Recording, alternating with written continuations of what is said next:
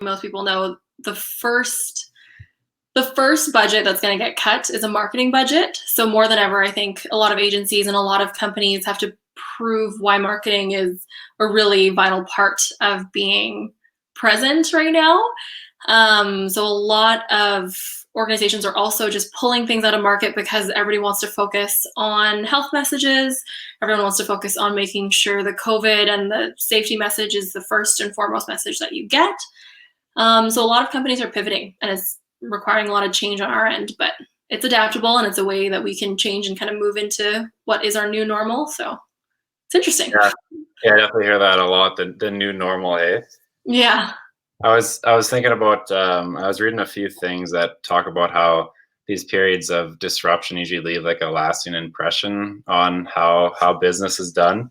And a lot of people point to the 2008 recession as a time that companies like Airbnb and Spotify and these these fairly large brands now that we consider innovative started.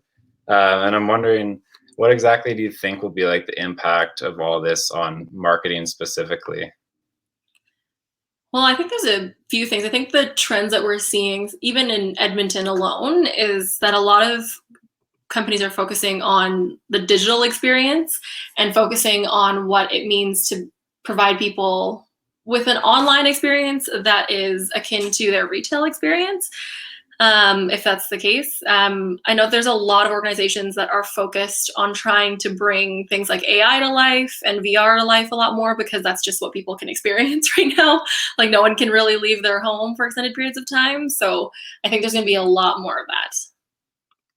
Yeah, that would make sense to me. And I'm wondering too, like, you see people being so creative too nowadays, like in the ways that you have to do things. And I thought there's an interesting article that talked about how, like, before this time, pretty much everyone in business was focused on like control and routine, because as human beings, that's kind of what we like to have. We like to have control over, our marketing message and where it goes and how we create these things. But it's funny, in quarantine times, you really learn that creativity is oftentimes the solution. And I think that's an exciting thing for students too, because it might be the perfect opportunity to be able to create creative solutions that normally wouldn't get the light of day. But maybe as a junior, you might have more influence on like creativity.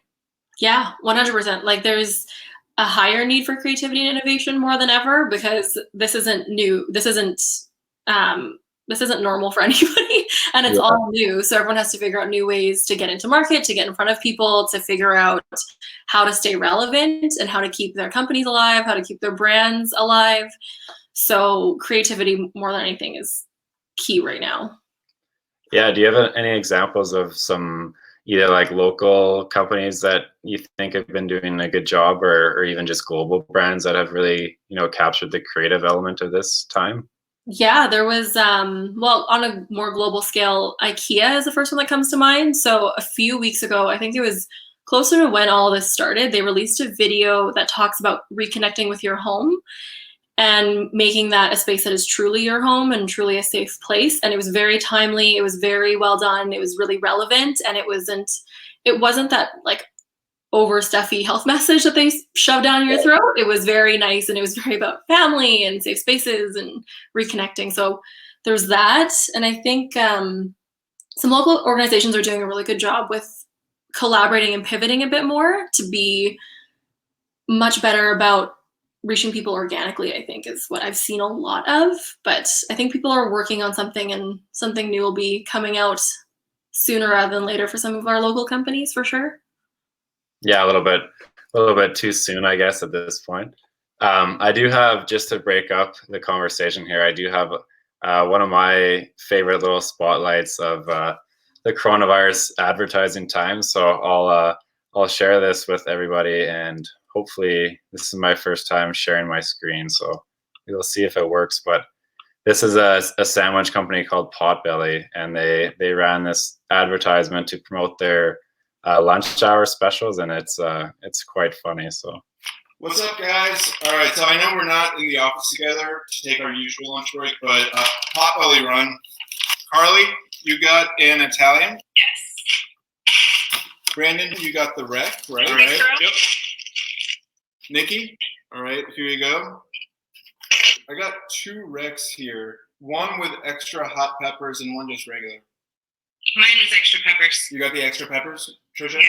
All right, cool. Ready?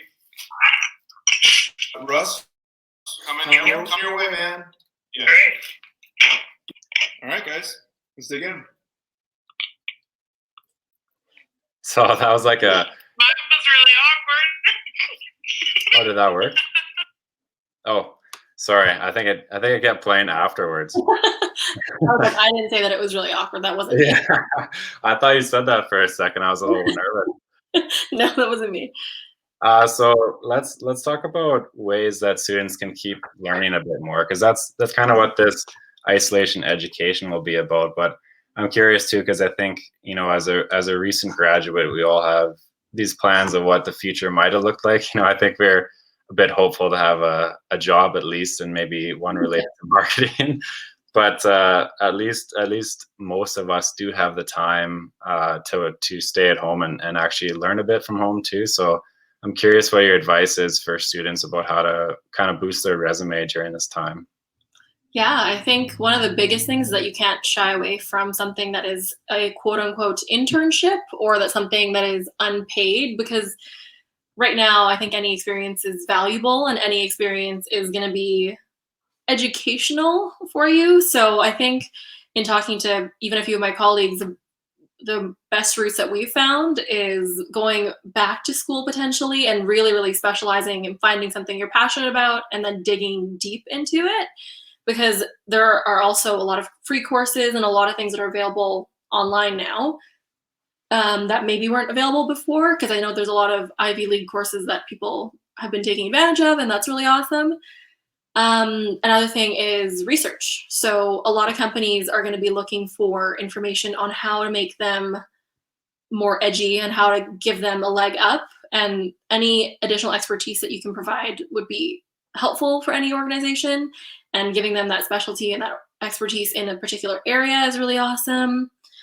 I think if you're offered an internship, I don't think you should shy away from it. I think any experience is good experience. So really, I think if someone says that if someone offers you a job, I think you shouldn't shy away from it, even if it is not paid, because it's still an experience, even though it might not be the one that you were expecting or the one that you wanted in an agency. It's still an experience that's really valuable. And I think there's also a chance to still go for virtual coffees. Like, people are home, we know where they are. So you can ask people to chat with them about what they do, about what the industry looks like and what they're doing and what is valuable to them, and just kind of pick their brain, learn more from people and hear firsthand, which is also a great experience. I think there's also a lot of value in things like volunteering. There are a lot of organizations that need help right now. Like, for example, a lot of mental health organizations are working and they're wall to wall right now. Any volunteer work would be super helpful for them, and it could potentially give you a leg up to get into the marketing side of their business, because they are open to any ideas that keep them afloat right now. It's a really difficult time, and they are open to collaboration with anybody and are looking for a good fit. Obviously, you have to do good work and do right by those people and work really hard, but there's still an opportunity there to get some marketing experience or some adjacent experience that helps kind of boost you in the future and gives you a learning experience. Yeah, definitely. And I was thinking about too, a lot of people talk about how when interns come into the company, there's like this rookie spirit that happens, and it can be a nice jolt to the agency to have a bit of new life in there, and especially for these nonprofits too that are stretched very thin. I think it would be, you know, if you're going to do a volunteer position or an unpaid internship, that would be probably a pretty cool time to do that, because you might be able to have more say or more, like, you know, idea generation than you normally would in those roles. Yeah, and then you'd be able to be part of something that's shaping and growing and changing, that might be something completely different in 2 years because of what's happening right now, and then how they kind of tackle that and how they come out of it. So it's a really cool opportunity to see the things that are changing and to be part of it. I just think you have to be open to new and different ideas, and how you thought that summer might go was probably going to change, but it's still all great experience. Just out of curiosity, is there any strategies you've found work for you, just juggling with all this uncertainty during this time and having to adapt your workflow and whatnot? Do you mean in terms of like mental health and wellness? Yeah, just like how do you keep things going with everything going on As too? much as I can and keep virtual conversations a thing, because I feel like I'm still getting quite a bit of my social activity, but just with virtual. So if you're drinking, you can just stay on your computer and then you're still in your home, so it's fine. Yeah. But I personally have been doing a lot of yoga and physical activity, something to keep you moving, because you can just sit in a chair for 8 hours a day, and then at the end of the day, you're wondering why you're in so much pain. Um, And yeah, then you go sit on the couch after that too. Yeah. yeah. You just move from a chair to a couch and then to your bed, and that's it. Yeah. Yeah, I've been doing a lot of that, and I think everybody needs to be forgiving of themselves. Like it's a hard time on everybody.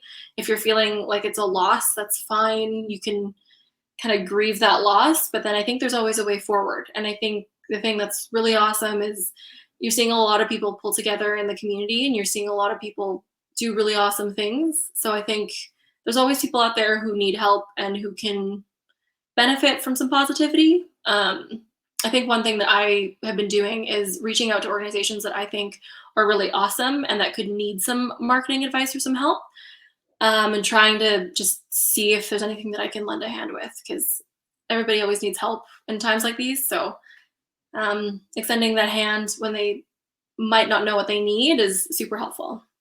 Yeah. How would you approach that situation as a student, when you have a little bit less expertise, but you're definitely willing to help? I've even thought of doing that too with just some of the local companies that I enjoy, and seeing if they might need an extra hand with marketing stuff.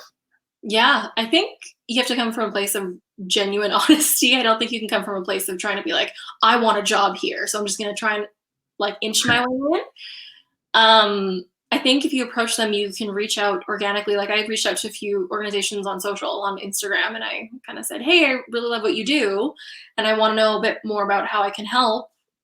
Is there a way for me to help you?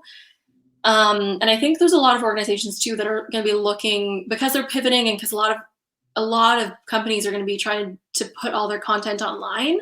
I think they're going to be looking for people who can help them with that. So I think there's going to be people who need the expertise of a graphic designer or a web developer or someone who understands how to put content together. There's going to be a lot of people who need support in different ways. So I think as long as you're open and work collaboratively with them to figure out what value you can provide, I think that's going to be super great for them. And they're going to need all hands on deck anyway. Yeah, definitely. Yeah, it seems like I was even thinking for myself, it seems like a good time to have even just a part-time gig or something like this volunteer work. And then in your spare time, you'd be able to supplement it with like learning more and specializing, like you said. Are there certain areas of marketing that you would suggest to specialize in, just like based off what you think this whole situation, like the whole impact it will have on the marketing landscape? Like I think you briefly mentioned AI and digital marketing. Yeah, for sure, those areas. I think there's going to be a lot of need too, just from the strategy end of it, for a lot of organizations to pivot what they're offering and pivot the reason why they're relevant. Like some of these organizations are talking about bringing their purpose to the world. And I work at ZGM, so ZGM has a very purpose-based focus with the way that we approach our clients. And I think there's going to be a lot of organizations that are going to struggle with how to bring that purpose to the world now, because a lot of small businesses, their whole reason and their whole way of bringing their purpose to the world was through a storefront, and that's not really an option right now. So how do you bring that storefront into a digital format and then continue to convey that message coherently and make sure that people understand what you do, who you are, and why it's important to support you? And I think having more community involvement is really awesome too, because all of these organizations are built on community, and especially here in Edmonton. So bringing that lens and that perspective is also going to be super helpful. Yeah, it's a cool time in a sense to see how much having a strong like community presence actually impacts you in Totally. times when everything goes south. Because I even think in the restaurant industry right now, like the restaurants that can still, I'm not sure if they're actually getting by, but at least on their delivery services, they're selling out every night. Like I think of, businesses like the Next Act or like iconic places like that where people just go nuts every time they put their product up. And it kind of shows that they were building something over time, and you don't really realize it until something like this. Yeah, totally. And it's an interesting time to kind of figure out what areas people will need. And I think online is definitely a huge focus, but there is still that strategy component where people need to know where to go, how to reach people, what the best way is to engage people, and how to deliver that to them. So there's that strategic component too. Sweet. um let's see, I'm trying to think, do we have anything else we were going to discuss? I'm looking at my Uh, right now. I think one of the things that we had talked about before was making sure that everybody who listens knows that you still have to do good work, Right.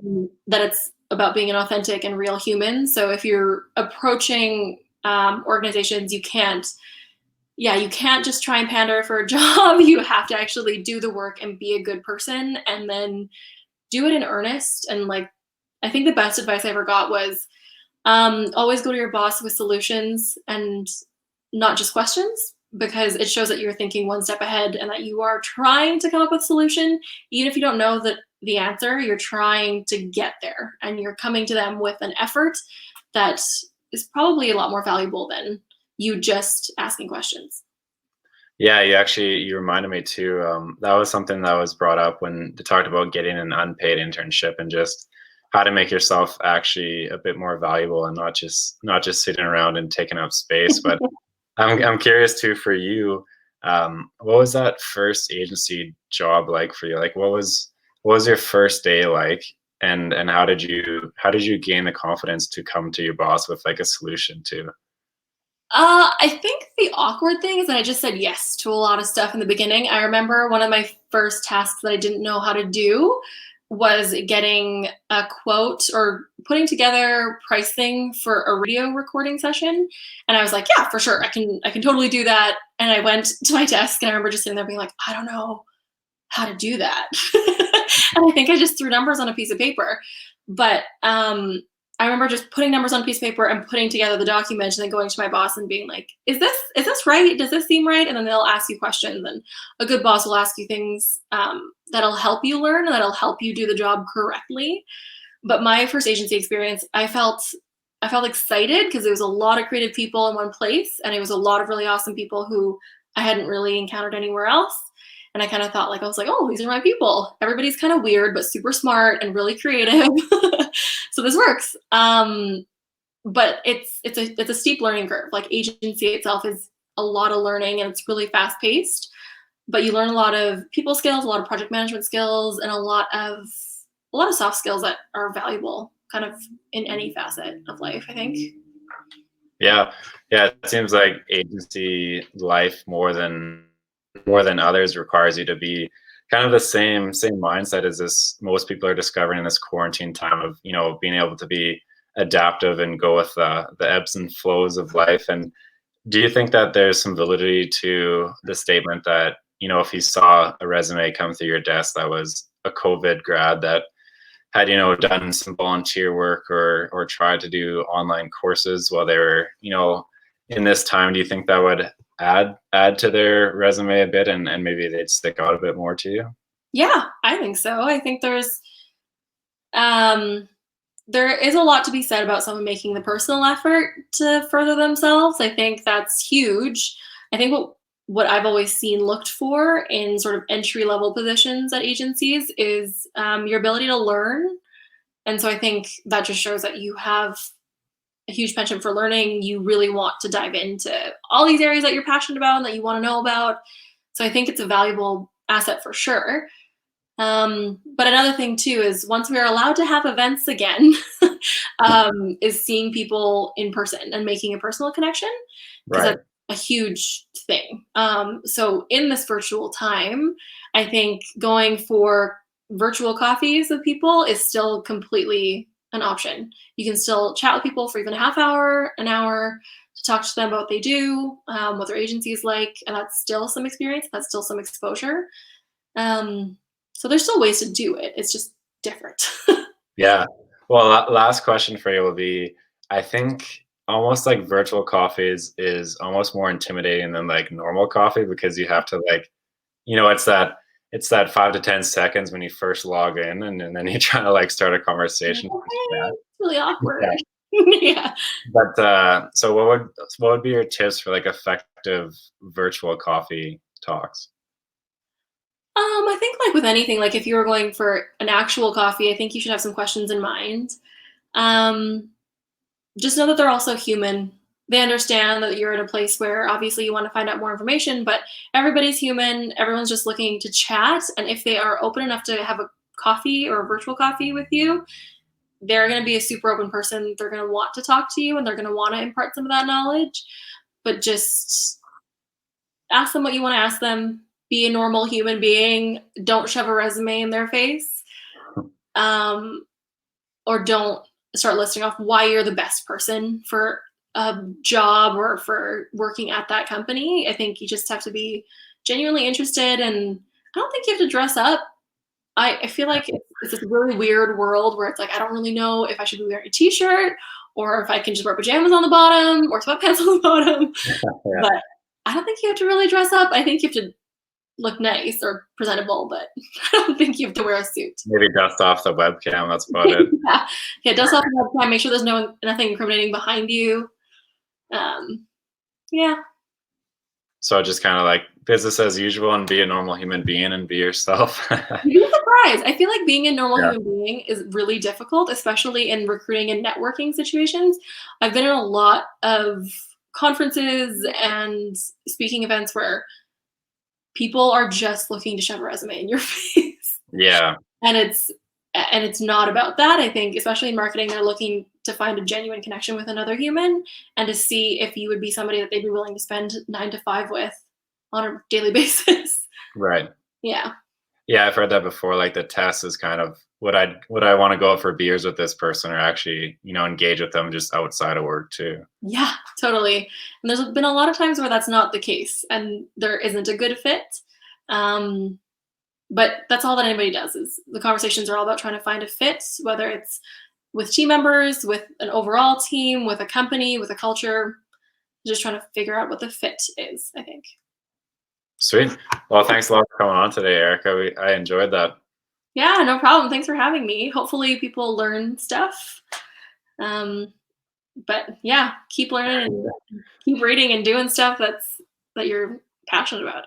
Yeah, definitely. And we actually have a list of upcoming live stream courses here. So on May 5th, that'll be next Tuesday, we have a little segment on creating your own words. Simpson, who Erica worked with as a GM.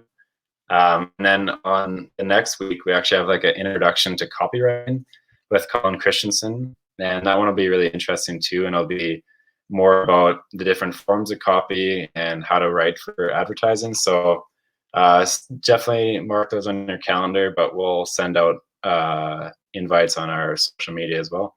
So thanks for coming on for our first episode of Isolation Education. Cheers. Thanks.